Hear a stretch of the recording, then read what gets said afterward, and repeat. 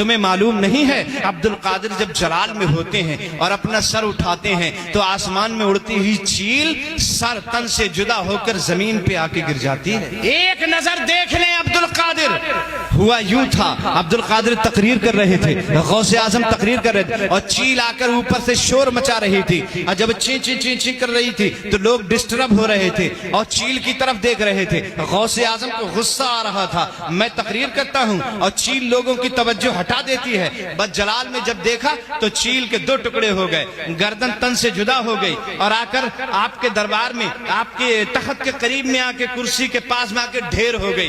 تقریر چلتی رہی اور جب تقریر مکمل ہو گئی عبد القادر جیلانی اپنے تخت سے اٹھے، کرسی سے اترے، چیل کے قریب پہنچے، اس کی گردن کو اس کے سر سے جوڑ دیا اور قم باذن اللہ کہہ دیا۔ چیل چہچہاتی ہی پھر سے فضاؤں میں اڑتی چلی جاتی ہے، پھر سے اڑتی چلی جاتی ہے۔ قہر ایسا کہ جدا چیل کا سر تن سے تھا، قہر ایسا کہ جدا چیل کا سر تن سے تھا، اور مہر ایسا کہ اڑا دیتے ہیں غوث اعظم،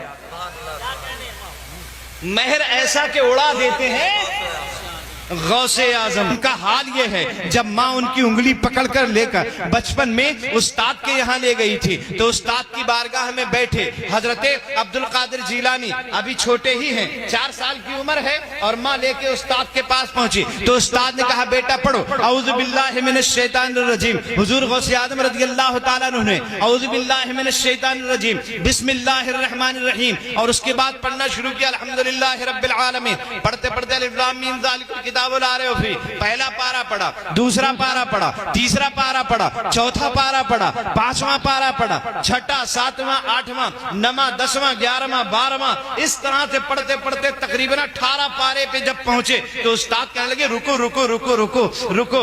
ابھی تک تو عبد القادر پڑھتے نہ تھے اور جب پڑھنا شروع کیا تو رکتے نہ تھے۔ استاد کہنے لگے صاحبزادے پڑھنے آئے ہو کہ پڑھانے آئے؟ زندہ باد، سبحان اللہ۔ صاحبزادے پڑھنے آئے ہو یا پڑھانے آئے؟ پڑھنے آئے ہو کہ پڑھانے آئے ہو؟